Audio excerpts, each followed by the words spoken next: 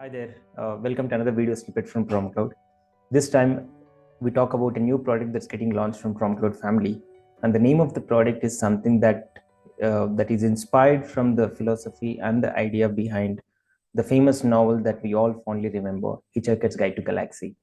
Anyone who is aware of the novel knows and understands the significance of the number 42. And the product that I'm going to talk about today is named as 42 Signals and is promised to deliver a host of solutions for brands to win in online retail space. I know there's a lot to unpack here. Circling back to the story where the characters spend their lives searching for the meaning behind this number, ultimately realizing that the true value of the answer lies in the journey of asking right questions. At the company, we believe the same is true for the business. Asking the right questions and gathering the right insights is crucial for any customer success. Before diving into understanding the nuances of the product, for those who are not aware of PromCloud as a company, we are in the business of providing custom DaaS, data as a service solutions to Fortune 500 companies across the globe. Broadly, we help companies to automate their web data acquisition pipeline across the sites they want to extract the data. With me today joining is my colleague Vivek Bhaskaran, who is the VP of product at PromCloud and 42 Signals. He has been with the company for almost 7 years and has been instrumental in seeing the company grow to where it is now. Let's hear more from him and understand what the product is all about and where does he see the product growing in the next few years time frame. Let's hear from him.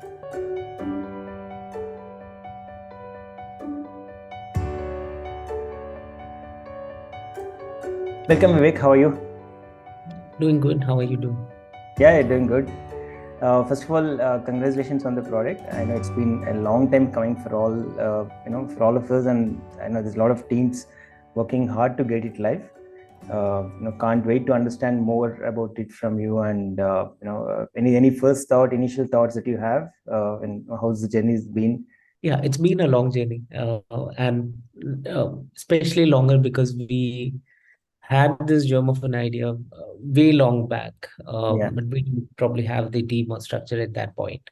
yeah, But right now, things seems to be in falling into place over time, and now I think we are in a good space where we are confident of launching and managing the product.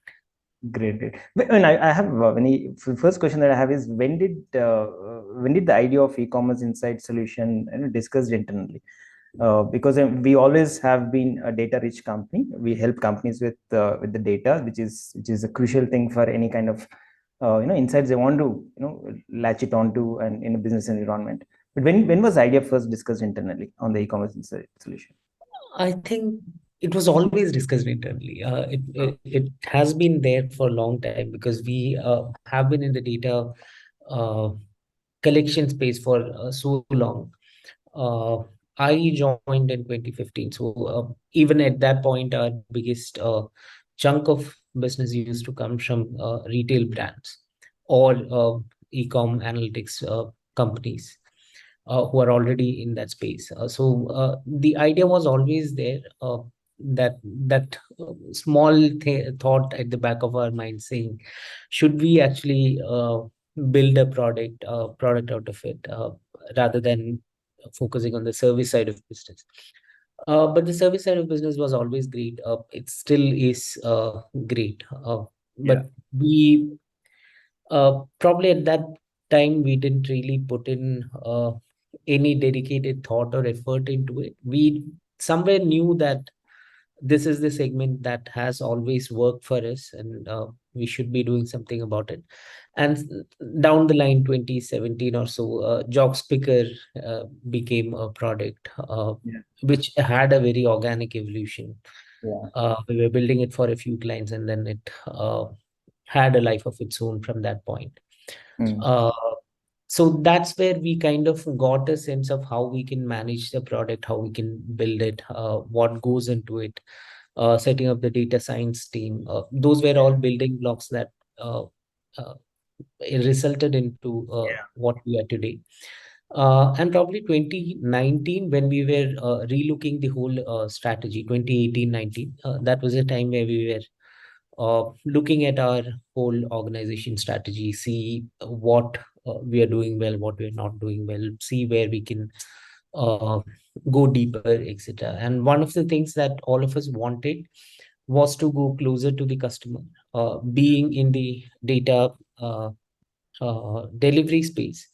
We were probably just one small part of the whole value chain. So we wanted to get closer to the customers, see, solve deeper problems than just providing data. So in that sense, we wanted to get into a vertical where we are confident we already have a foot in the door, and retail was a no-brainer then. And we already knew the kind of pain points that our customers were facing, or what they were trying to solve for, how we were delivering data to solve that. Just that Yeah. we were not doing the initial probably 10% and the later 50% or 40% of the work.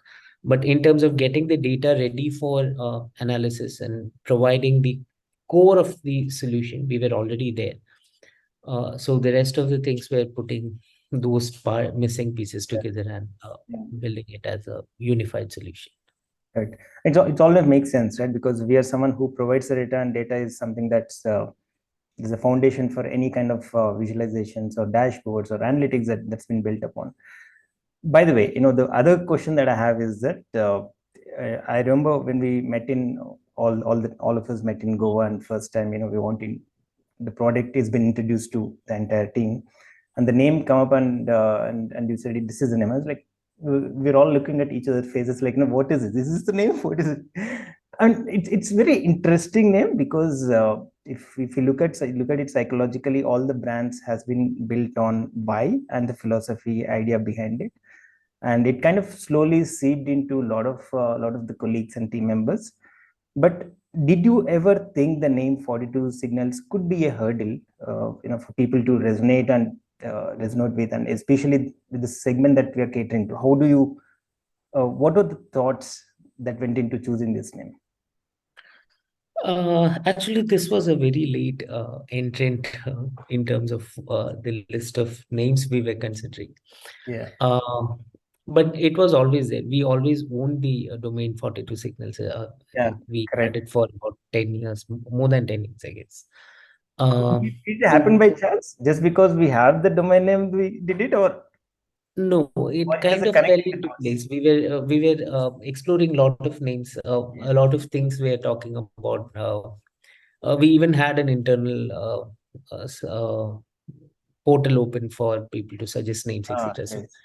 uh, a lot of names were talking about retail insights, analytics, and all those. So we wanted to kind of uh, not call ourselves, not be so meta in terms of calling ourselves what we are. Correct. Uh, slightly having some something different, something which uh, kind of is memorable and Hmm. short. So that was the idea we were running with. And somewhere down the line, someone suggested we already have 42 Signals. Why don't we take that for a spin? Then we posed it to a few of our well wishers, customers, etc. And uh, a few of them kind of asked, why is it called 42? Are you going to give 42 specific insights, or what is 42? Yeah. But when we kind of explain the story of how 42, Douglas Adams' book, etc., etc. And the other relation is, of course, Basecamp's Yeah, correct. parent company, 37 Signals. 37 Signals. I think it was a very uh, fun thing to do long back to create that domain. Yeah. But it kind of stuck. Everyone kind of got excited when especially people who didn't know about 42 as the Yeah. answer. But more essentially, I think what drove us was this intention of asking the right questions, Hmm. and not really and leading with the right questions, rather than starting with an answer, which knowingly or unknowingly most people tend to do. Yeah.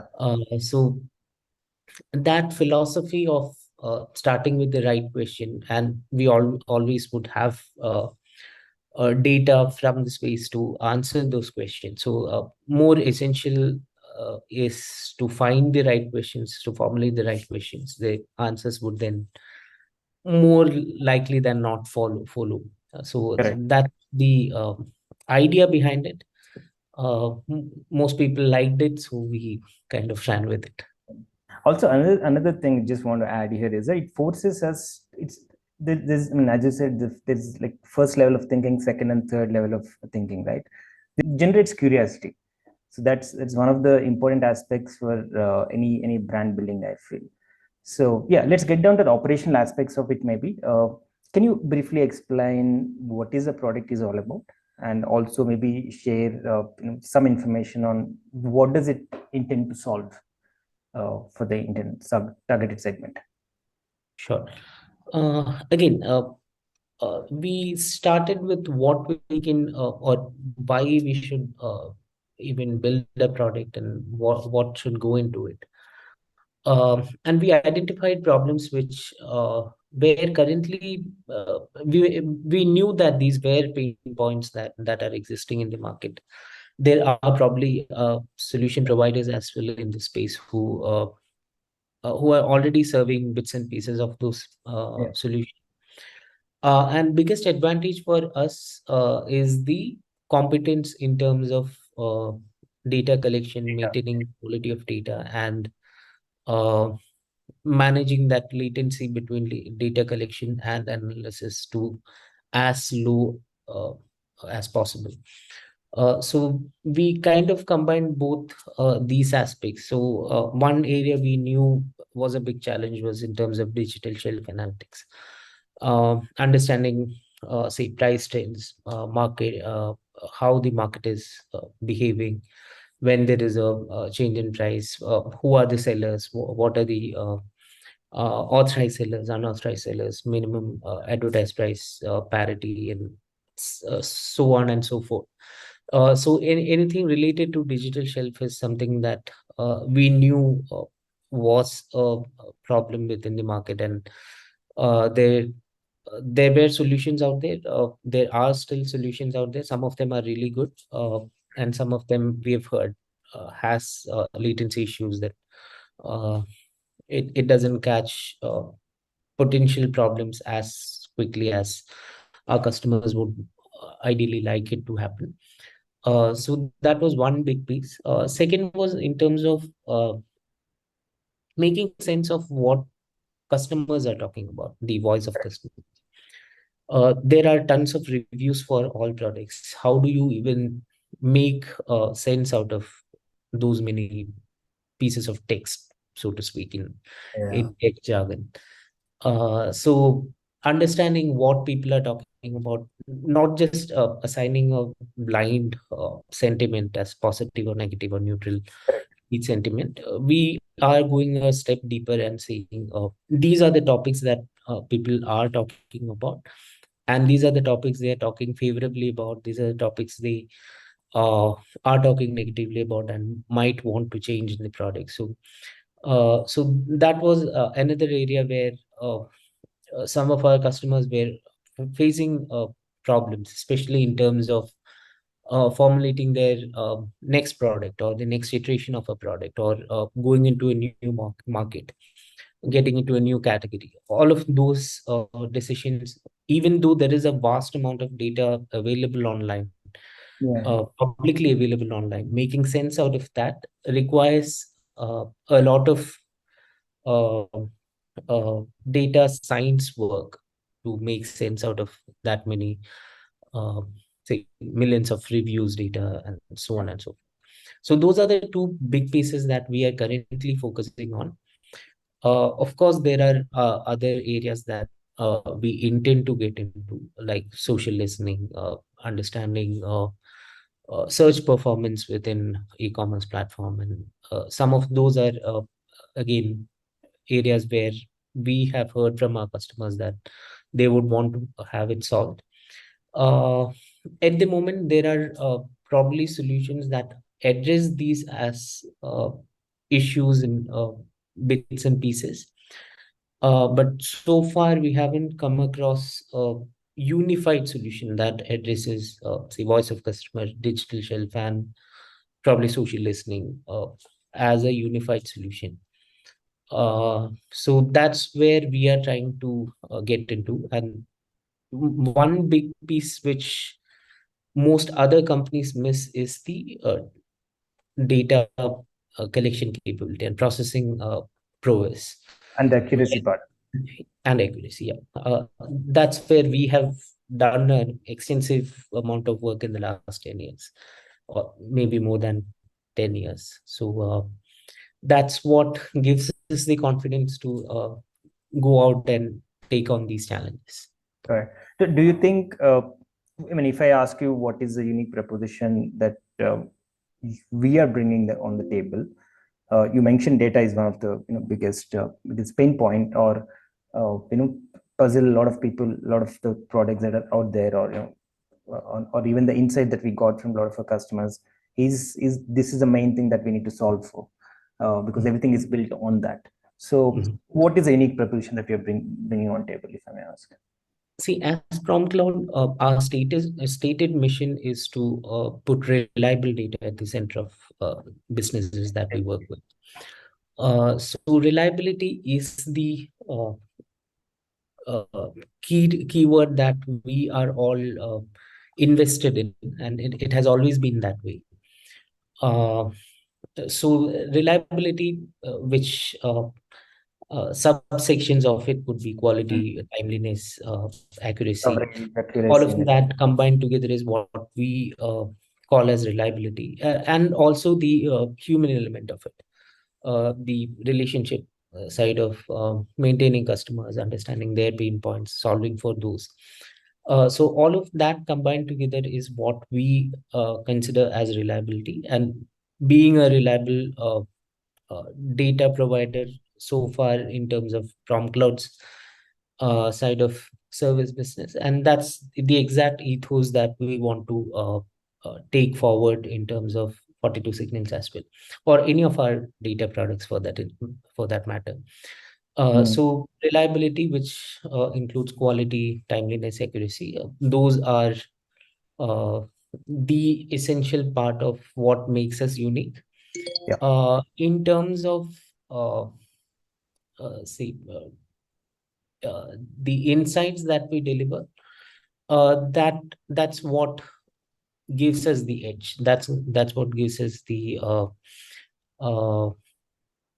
confidence in saying that our insights are going to be more accurate, more timely, more actionable in nature.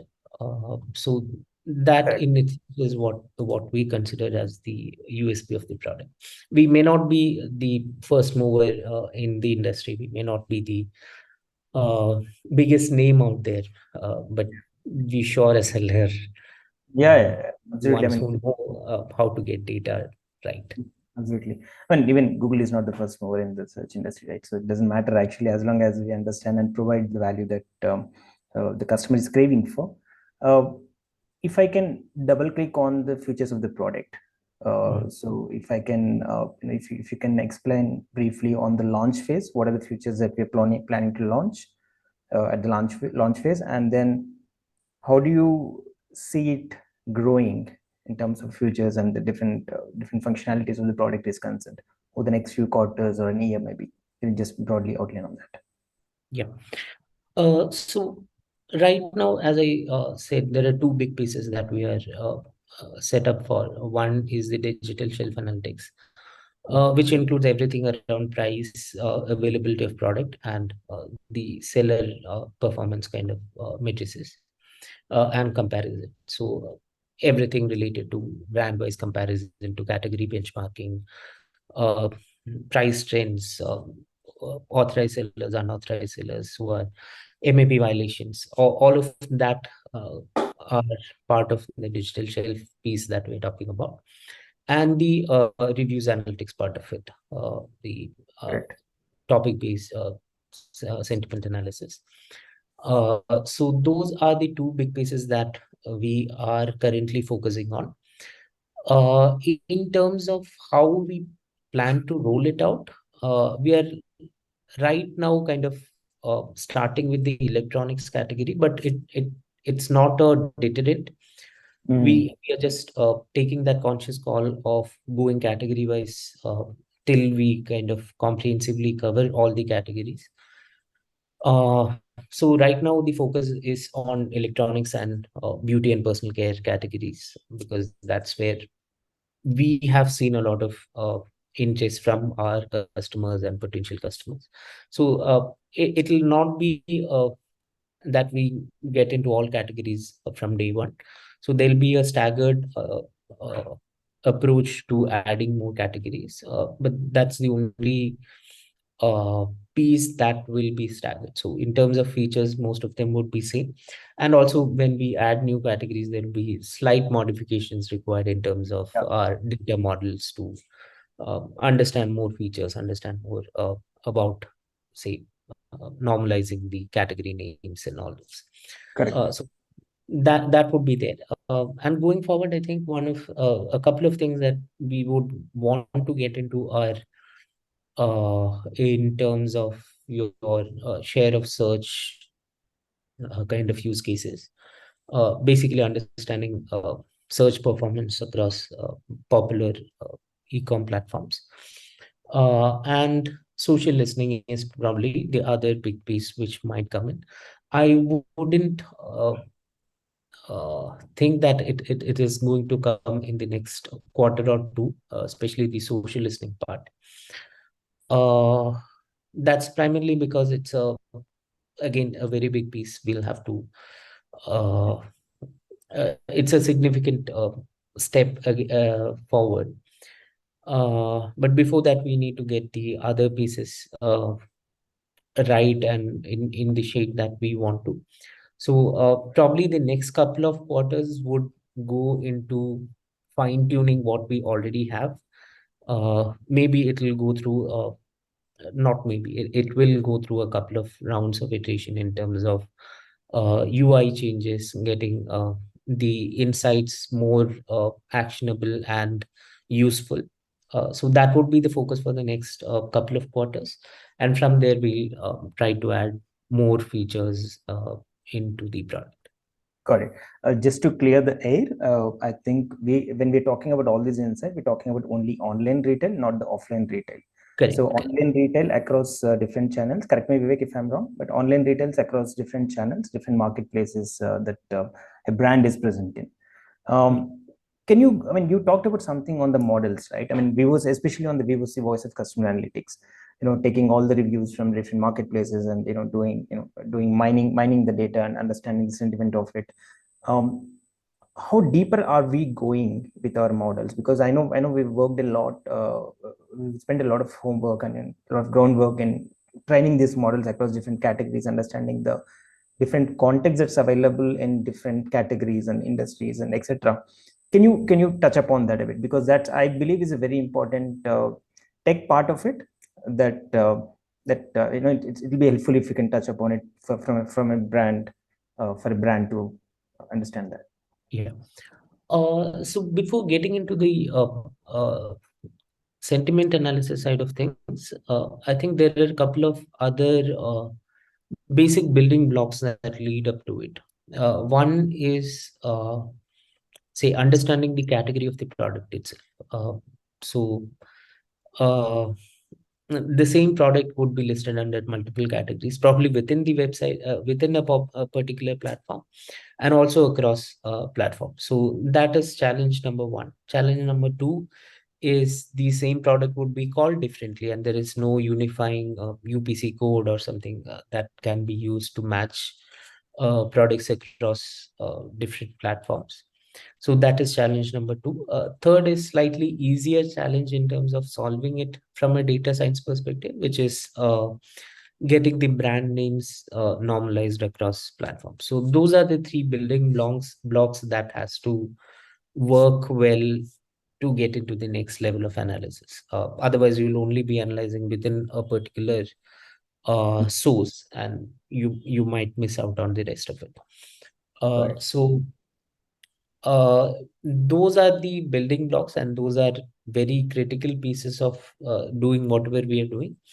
When it comes to sentiment analysis, we are going quite deep, and that is, as you rightly said, the one model which we spent a lot of time Yeah. uh, experimenting with a lot of permutations, combinations, different types of models, etc. Right now, we are very confident that we have built a model which is cutting edge and at the forefront of whoever is doing aspect-based sentiment analysis.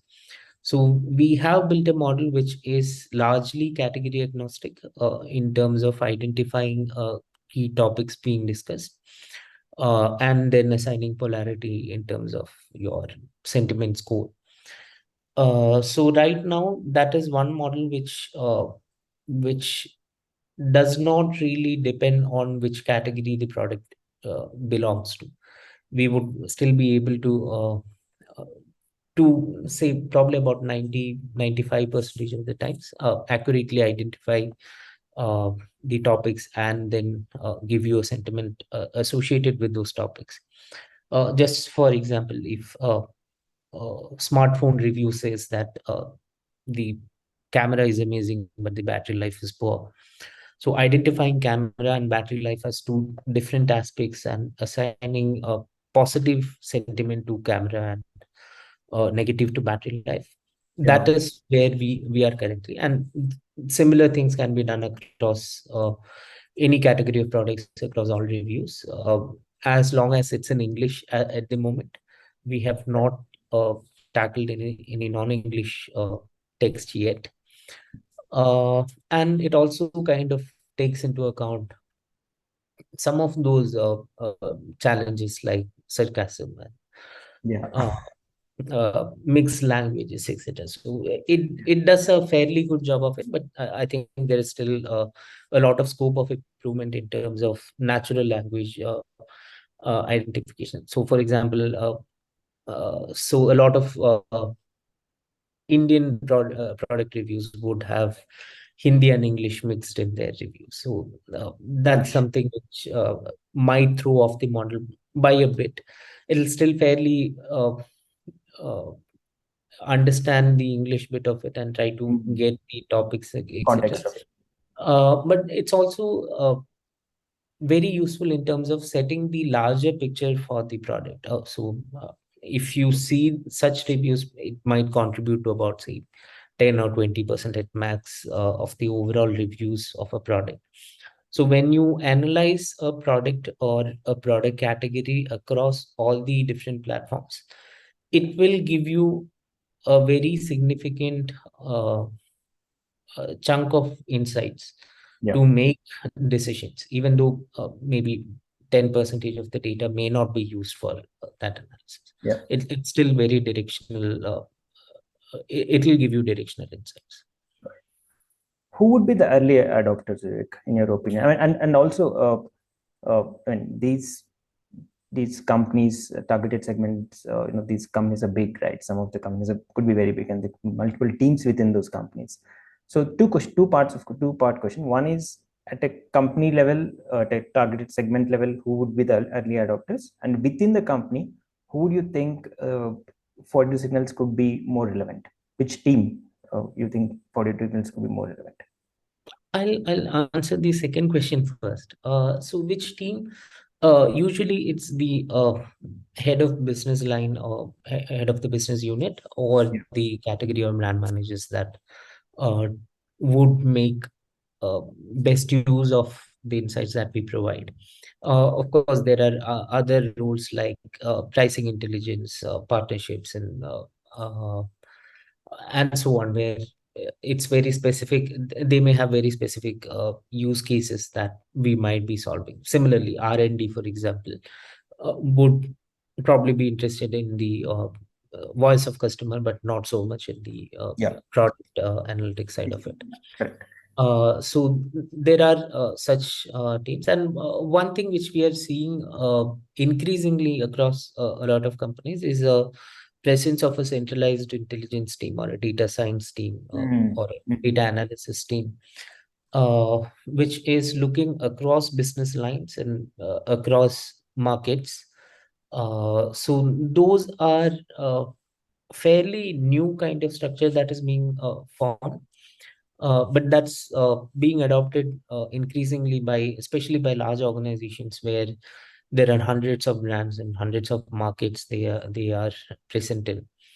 So it probably makes better business sense to have that centralized, and wherever needed, kind of have that local connect with the local market teams, and that structure seems to be working well for a lot of large companies. So that's another segment or piece of customers that would make use of something like 42Signals.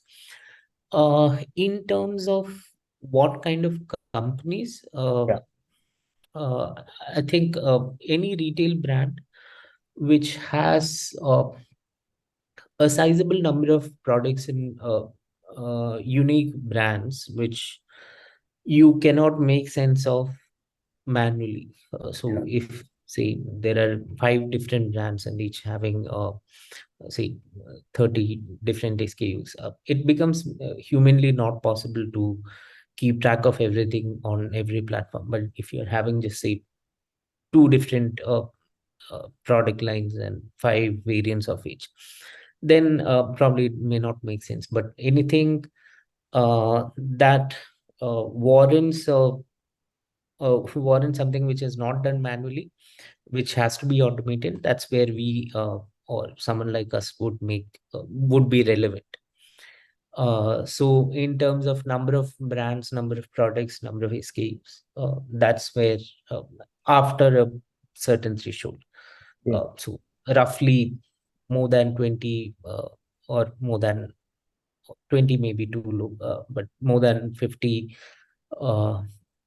SKUs might get too cumbersome to track, and also depends on which all marketplaces and platforms the brands are present. So that's, I know, a slightly vague answer, but that's where So I think, yeah. So mostly, uh, I can uh, broadly say that, I mean, it's a B2C and D2C segment. So that's, and these, the companies, B2C and D2C companies who are selling their products online across different marketplaces and has sizable amount of brands and SKUs to manage.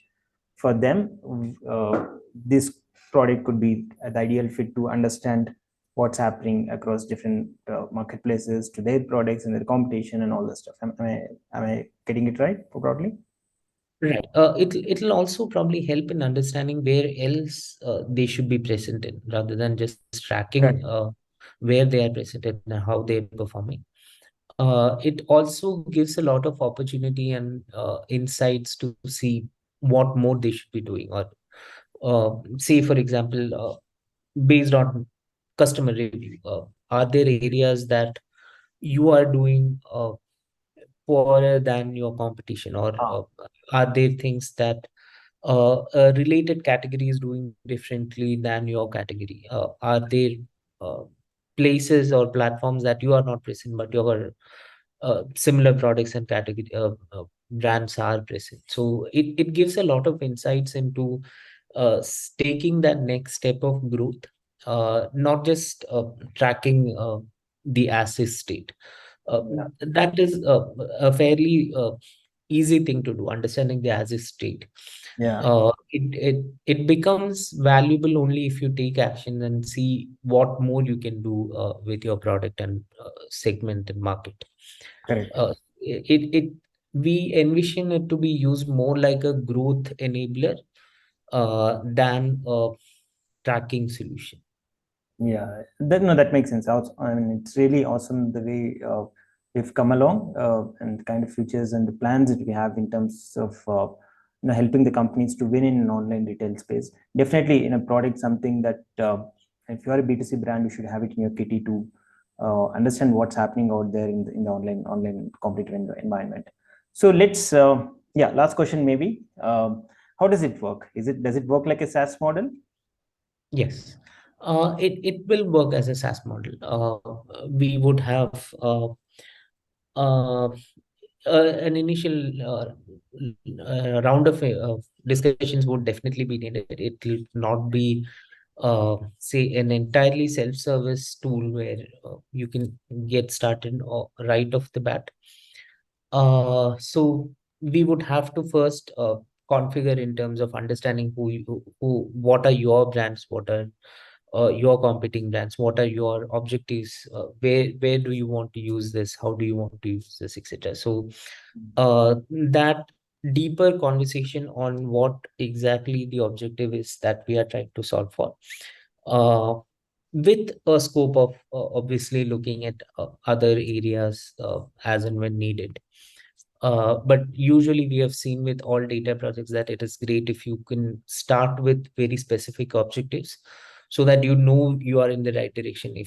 And any data project, you can take it in 100 different directions. So Yeah, correct. having that clarity right up front, at least the direction that you want to take in is well defined. Correct. That gives us initial success and wins to then build upon and see what more we can do. So that level of deeper conversation would be required to get started. But once onboarded, it works like any SaaS Mm, solution would have access. You'd be able to invite users, share reports, share results, share mm, insights, get email alerts. So all of that correct. would be part and parcel of it. Just that because, as I mentioned earlier, because we are in our early stages, some of the categories may not be configured at this point. But that's probably just a matter of time, and we would more or less cover all the top categories at least. Uh, uh, and then as and when there are requirements, we'll be able to add new ones. Yeah. And addition of new ones also, I think we can confidently say that no one else in market would be able to do that as fast as we do. Yeah, correct. So that should not be a problem at all. So yeah, in terms of working, that's how the model would look like. Got it. If somebody wants to reach out for a demo or a trial access, how can they reach out? Can you uh, briefly uh, touch upon Uh, that? yeah, I think either 42signals.com, any of the contact forms, or promptcloud.com. So that would be the right mode to reach out, or any of us on LinkedIn or any social platforms that we are found on. Yeah, that reaching out should be the least of your problems. Yeah, absolutely. I mean, I personally can't wait to try out the product and take it to the market. And I mean, we already spoke to a lot of customers, but can't wait for them to see, understand, where we are doing good, where we are lacking, and see improvements in their business. Yeah, Let's hope for the best. And I'm very excited, and I know all the team is very excited. And thanks for your time, Vivek. no worries. And we all hope you enjoyed learning about the capabilities of 42 Signals and the product and what it brings to the world, for the consumer brands to win in an online retail space. We can't wait to see the success stories that's come along with the product, and we hope you'll be one of them. Just to end on the note, they're like the characters in the Hitchhiker's Guide to Galaxy. Says, finds out that the journey of asking the right questions is and gathering the right insights is crucial for success. We hope 42 Signals will be the first step on your journey to win the competitive retail space. Thank you for joining us on the Product Launch Podcast, and we look forward for your continued growth and success. Thanks for listening to us. Thank you. Thanks a lot.